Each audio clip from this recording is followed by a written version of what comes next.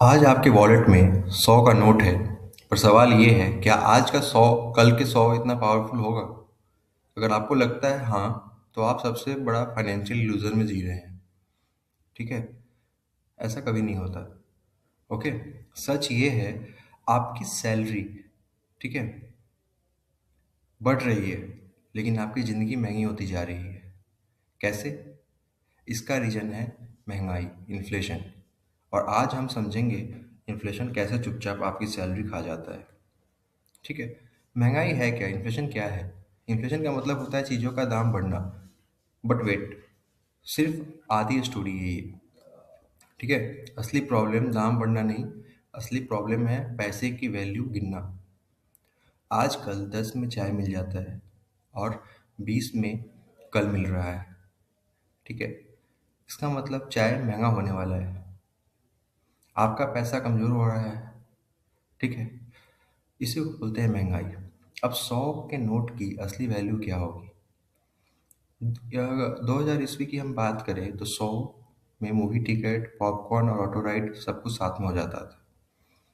2010 की बात करें तो सिर्फ मूवी टिकट, पॉपकॉर्न और ऑटो राइड हमारे हाथ से चला गया। सिर्फ मूवी टिकट, पॉपकॉर्न मिल रहा था। 2015 की बात करें तो 100 में मूवी टिकट, पॉपकॉर्न और ऑटो राइड तीनों खत्म हो गए। ठीक है, मतलब सेम 100 का नोट, लेकिन परचेजिंग पावर जीरो के पास।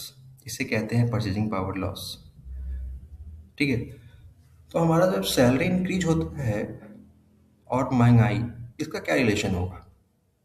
ठीक है, जैसे कंपनी में होता है ना, कांग्रेस, आपकी सैलरी 10% बढ़ गई। ठीक है, उसी समय आपको हिट करता है दिमाग में कि मेरा इनकम बढ़ गया, मैं ज़्यादा खर्चे करूँगा, ये वो सब कुछ।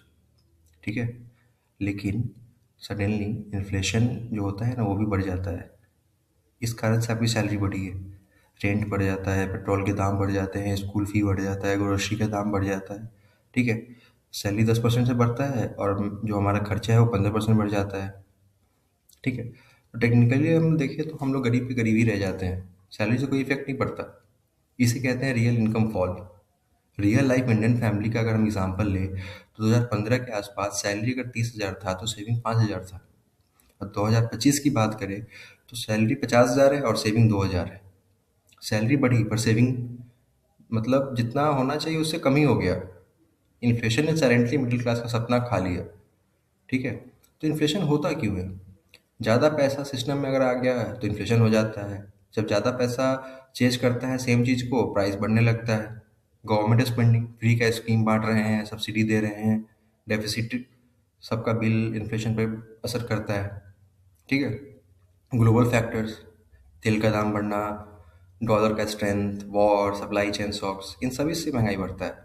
इन्फ्लेशन कोई एक्सीडेंट नहीं है, ये सिस्टम का साइड इफेक्ट है। ओके, कौन जीतता है और कौन हारता है? अगर हम विनर्स की बात करें तो महंगाई में asset owners, business owners, rich, इनको फ़ायदा होता है। और लूजर्स की बात करें तो सैलरीड क्लास, फिक्स इनकम लोग और कैश सेवर्स, इनको बहुत नुकसान होता है। इसे कहते हैं inflation is a tax on poor. Okay, inflation का सबसे बड़ा अगर झूठ हम सामने लाकर देखें तो इन्फ्लेशन 6% है अंडर कंट्रोल।